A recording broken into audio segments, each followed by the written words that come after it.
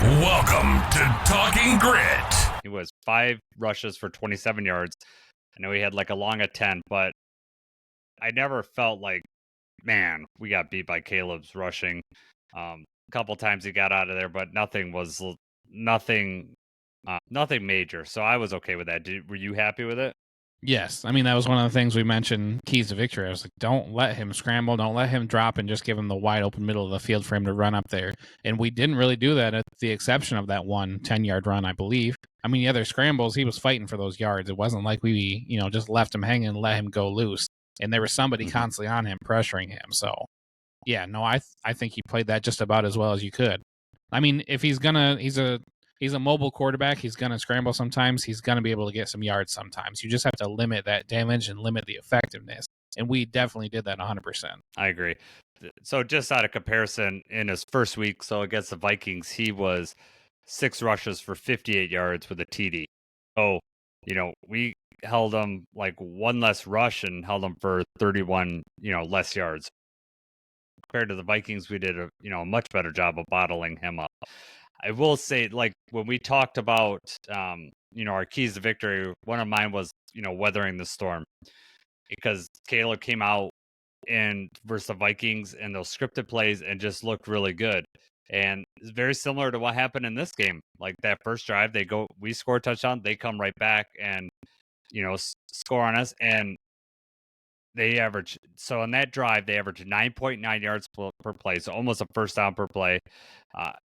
The rest of the game was 4.7 yards. So half as much, the rest of the way. So it tells me a little bit about Caleb and Ben Johnson's offense. Caleb is just not, as far as the rest of the playbook, he's just not all the way comfortable there. But the plays that they put to practice over and over again, he's got down pretty good. So, it could speak to in the future, like if he gets more used to the playbook, then you could see extended success for him. Or if it's something that he just can't handle, or, in the middle of game, the pressure or whatever gets to him and he'll make stupid mistakes like the Kirby Joseph interception was a terrible choice and a terrible throw. Right. All around just bad for him. Pressure by Hutch rolling out, and then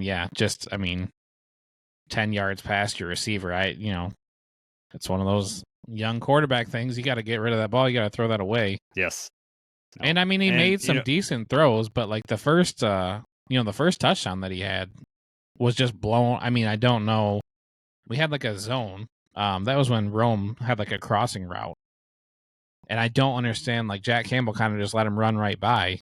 So that's something we can look in all 22 later. But I mean, that one was kind of almost just a gimme because there was just, a miscommunication, a blown coverage, and then he's got the whole left side of the field to throw it to Rome and Rome to run in. Yeah, even I don't know. If TJ would have stopped him, it would have been at like the 2-yard line. So I mean, you can't. Yeah, I'm not sure what was on that. It was definitely a blown coverage. I watched that in all 22 multiple times just to see what I thought happened, and I couldn't figure it out. So yeah, it was messed up. All right.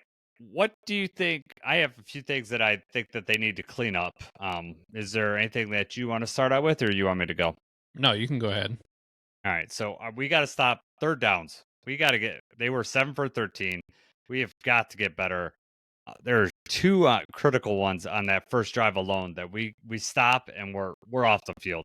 We did this against the Packers.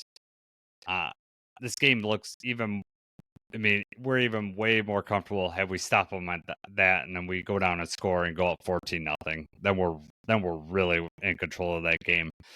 There was a few, the defense ended up getting some stops later on, especially on turnover and downs and stuff like that.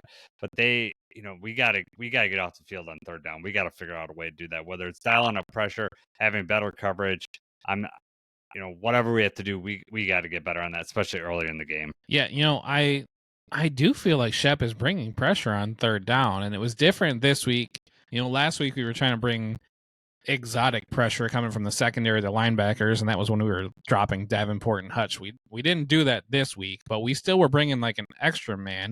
It just felt like they weren't getting home, and just the coverage was not tight enough on these 3rd and 7, 3rd and 8. It just seemed like they were constantly like just getting enough. Even the touchdown that we mentioned, that was 3rd and 9. Mm-hmm. 3rd and 9, then they score a 28-yard touchdown. So yeah, we do have to do better on third down. Yep.